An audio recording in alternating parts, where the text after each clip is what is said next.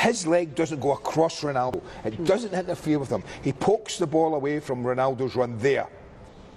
Then Ronaldo thinks, Can we be specific? Who are we blaming? The ref for giving it, or VAR for not offering the chance to go and view it again? VAR for me. yeah, you can't blame the ref. He can only give what he thinks he sees right there. Full speed, one look at it. From behind, not the best angle. And that was part of the reason that we were told VAR was coming in, because the referee doesn't have the best angles all the time. That was a classic example. When you're looking at players from their backs, you don't know what's going on ahead of that. So VAR should have said... See, I've never known what constitutes clear and obvious, but that to me was a clear and obvious mistake. Yeah. Was it for you guys? Yeah, absolutely, for me. And I agree with Andy. Like, these players now, they're so fast and they're so quick. It's very difficult for referees to, to stay up with the play and actually see this. As I said, we're in the studio here, so we've got the privilege of seeing it from different angles. But so is as VAR. Andy said, that's what I'm saying. VAR comes in. It takes what, 5 to 10 seconds.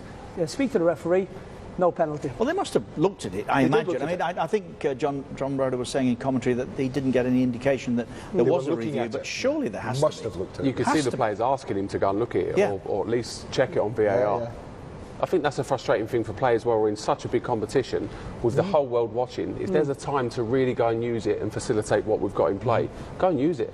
See, I don't think we do that enough with VAR. If there are changes to be made, then things like that, when the referee we know doesn't get the best view of it, just help him by saying to him, listen, you might not change your mind, but go and have a look at these angles, because you might change your mind. They're causing their own problems. Do you think that referees are offered the opportunity to change their mind, or do you think that when they are, and Mike Riley used the phrase the other night, told, which interested me, but he then corrected himself quite quickly and said, invited. Do you think that when referees are told to go to the monitor, they're also told what decision they're going to give? Well, I know what you think, and you've voiced it regularly on the Premier League that we do, that you feel that once they go to the monitor, they're being told by VAR what decision to make.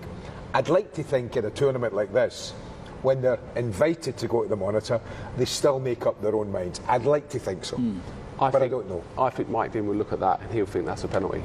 What? Really? Yeah, I think that's the worry. I think the referees would look at that and go, that's a penalty. I might be wrong. Even seeing all the angles? Even seeing all the angles, wow. I think he will say that's a penalty. You see, the one thing, the major change for me, I know that clear and obvious is a nonsense, really, but I want to hear the conversation between the referee and base when they go to the monitor, and then we'll know, Andy, whether they're being told to make a decision or not. And I think as punters, we're owed that. Not just us. I'm saying fans, yes. Will it ever happen, though?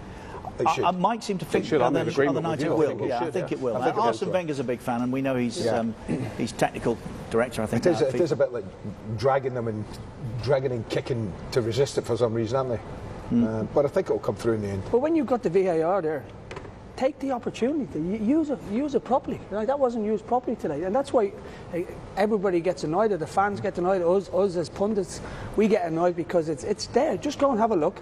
The people in the VAR, speak to the referee and say, listen, it's definitely not a penalty, because everyone's in that studio. If they really think that's a penalty, well, I think we've got a problem going forward. They shouldn't be there. Yeah. It was brought in to right wrongs. Really, wasn't it? It was brought in to ensure that correct decisions were made, because I'm trying to remember what one of the architects of it said to me. The stakes are so high these days that we've got to make things better. And his argument was there was one high-profile mistake per game from referees without it. I would argue there's probably 1.5 now with it. But we should be talking about it. That's the problem. No, we should be talking about VAR. We should be here talking about 5 goals, really good goals, instead of we're here speaking about a VAR decision for the last 10 minutes where we've seen really good quality goals from players. We shouldn't be here sitting about talking about VAR. We're constantly every game there's a problem with VAR. Delighted that we have Mike here, because it's not going anywhere. That's I once again would make the point that the nothing wrong with the technology. It's the manner in which it's used, and those that use it. And we're talking about it because you have to feel for Ghana. They put so much into that game tonight. They were fairly comfortable at 0-0. Didn't look like much was happening, and they get a decision like that go against them. I mean, we see the frustration from the manager as well after the game, and I think that's what it does. It frustrates people. Let us pause just for a moment to get Gary Neville's thoughts, not so much on the evening, but more on Cristiano Ronaldo. It's incredible. It's incredible. I mean, 5 World Cups to score is absolutely incredible. But he wants these records. The reason he's carried on playing is for these records. It's why I think while Messi is continuing in the Champions League, while Messi is continuing for Argentina, I think Cristiano carries on as well. I don't think he lets up. I think they keep going. But he's a brilliant player. He could have scored 3 tonight. In the first half, he could have had 2. In the second half, he obviously scored a penalty. And then for the last 10 minutes when he was on the bench, he became the manager.